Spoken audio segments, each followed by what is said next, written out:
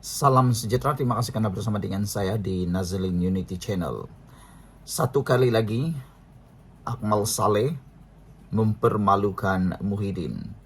Ini apabila Akmal Saleh kata, bukan lagi Melayu dulu, demi kuasa Muhyiddin berubah. Wow, ini satu rahsia dan juga pendedahan yang luar biasa daripada Akmal Saleh yang pastinya menyebabkan Muhyiddin Yassin terduduk. Ketua Pemuda UMNO Akmal Saleh menyelar Muhyiddin Yassin selepas Presiden Bersatu itu menyatakan dia kini pemimpin semua rakyat Malaysia dan pandangan lamanya mengenai keutamaan identiti Melayu sudah tidak relevan. Kata Akmal Saleh, kenyataan Muhyiddin itu menunjukkan bahawa seseorang itu boleh berubah demi kuasa. Pada tahun 2010, Muhyiddin kata, saya Melayu dahulu sebelum Malaysia. Pada tahun 2025, Muhyiddin kata, saya Melayu dulu baru Malaysia tak penting lagi. Allahu Akbar, benarlah kata orang, demi kuasa manusia berubah, kata Akmal Saleh. Moga Allah pelihara perjuangan yang ikhlas demi agama bangsa dan tanah air ini dan lindungi kita dari orang-orang yang menggunakan agama bangsa demi kepentingan diri sendiri, kata beliau lagi. Kata Akmal Saleh, saya tetap Melayu dahulu sebelum Malaysia. Kerana itu bangsa saya yang tidak boleh diubah dulu, kini dan insya Allah selamanya, katanya dalam hantaran di Facebook. Semalam Muhyiddin ketika berucap di hadapan lebih 1,000 hadirin dalam Festival Perpaduan India di Pusat Konvensyen Midlands, Shah Alam, menyatakan komitmen gabungan itu untuk berlaku adil kepada semua kaum. Kata Muhyiddin, saya adalah orang Melayu Malaysia, tapi pemikiran saya tak pernah berfikir saya sebagai Melayu sahaja. Saya perlu mengambil kira orang Cina, India dan lain-lain. Sebab saya adalah pemimpin Malaysia, kata Muhyiddin. Saya pernah kata saya Melayu terlebih dahulu. Itu tak penting lagi. Saya seorang Melayu prihatin dengan semua rakyat Malaysia. Katanya melalui program anjuran Parti Rakyat India Malaysia MIPP, salah satu komponen Perikatan Nasional. Kenyataan itu dilihat bercanggah dengan ucapan Muhyiddin pada tahun 2010 yang mengatakan dirinya Melayu terlebih dahulu. Mana boleh saya kata saya rakyat Malaysia terlebih dahulu dan Melayu di tempat kedua. Semua orang Melayu akan bidas saya dan ini tidak betul, katanya, sebagai respon terhadap cabaran veteran DAP Lim Kit Siang yang menyoal komitmen terhadap gagasan Satu Malaysia.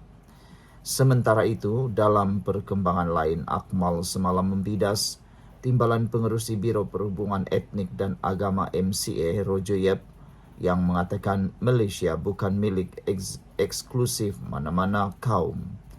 Ketua Pemuda UMNO itu berkata, Yap tidak seharusnya bersikap seperti kaduk naik junjung.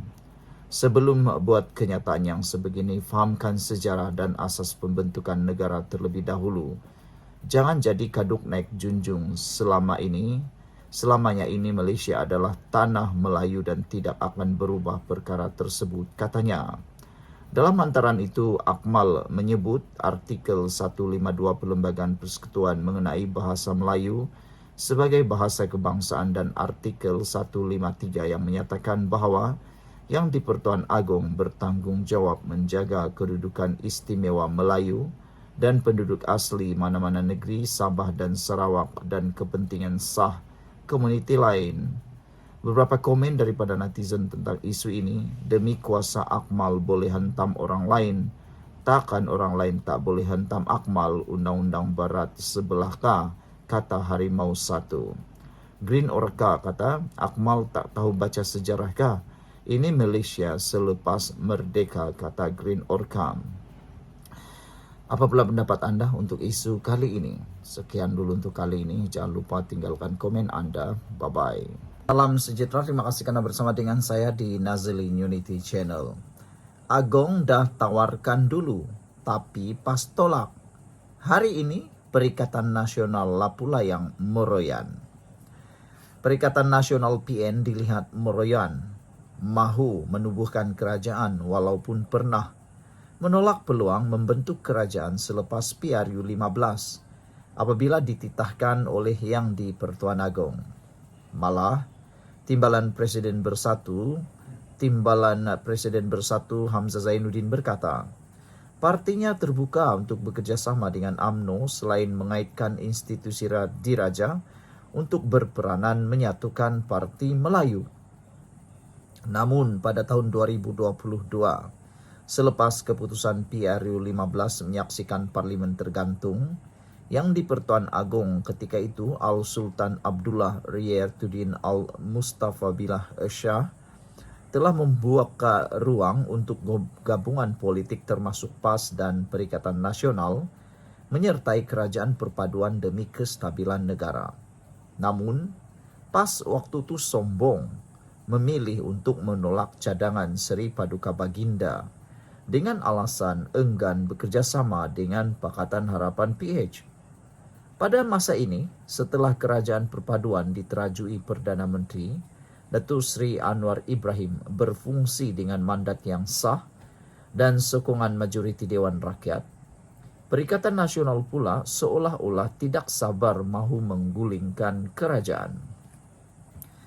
Perikatan Nasional memainkan sentimen kaum dan naratif kononnya kerajaan Madani hari ini tidak stabil meskipun telah mendapat keabsahan parlimen dan perkenan Yang di-Pertuan Agong.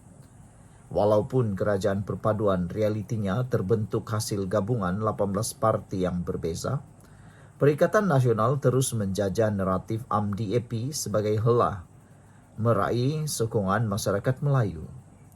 Logik UMDAP daripada PN juga adalah ke laut, memandangkan gabungan UMNO dan DAP hanya berjumlah sekitar 70 kerusi. Sedangkan fakta sudah jelas menunjukkan kerajaan perpaduan pada masa ini mempunyai 153 kerusi. Ketika kerajaan perpaduan terus memacu agenda ekonomi, pelaburan dan kestabilan sosial, pembangkang cenderung mengheret negara ke kancah ketidaktentuan demi kepentingan politik sempit mereka. Pembangkang dengan kepimpinannya terutama Bersatu yang kini tertekan dengan isu dalaman, pendakwaan pemimpin dan kekangan dana, terus gagal memainkan peranan semak dan imbang secara konstruktif.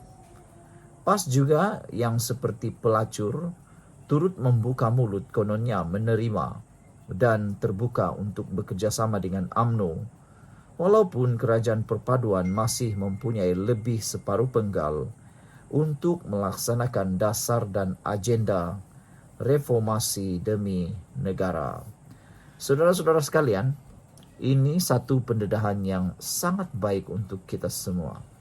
Rupa-rupanya PAS macam sudah lupa, Perikatan Nasional pun macam sudah lupa bahwa satu ketika dulu mereka sudah pernah jadi kerajaan, bahkan ada peluang membentuk kerajaan. Tetapi mereka menolak tawaran tersebut mentah-mentah. Dengan sombongnya mereka menolak.